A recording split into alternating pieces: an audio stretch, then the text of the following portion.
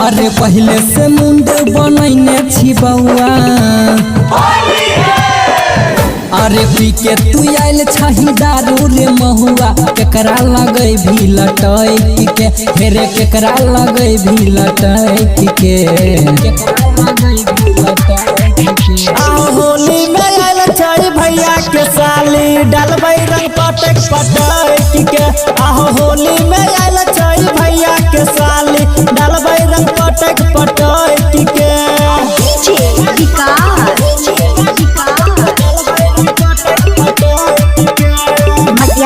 सीतामढ़ी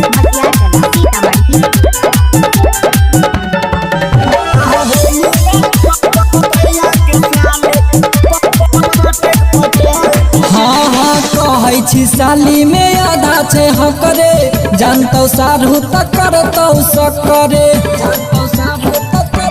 हाँ हाँ होली के मजा नहत किरकिरी, मिलल छबरी हमारा तपीरी। छौरा छही तूरे बड़का खिलाड़ी, देखिए के तोहर मोट पिचकारी।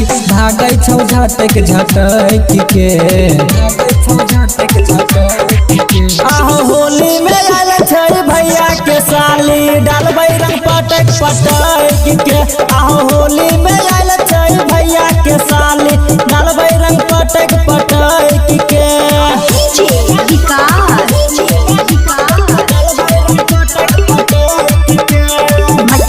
सीतामढ़ी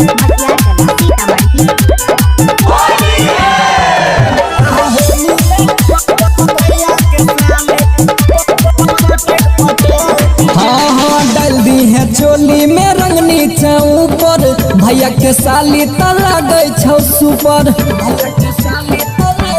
हाँ हाँ ललका पियर काला के अबीर हो, साली के रंग सौसे शरीर हो। कहै छियौ तोरा लक्षण रसीला, मुनीलाल करतै लहंगा के गीला। चलै छौ मटक मटक के।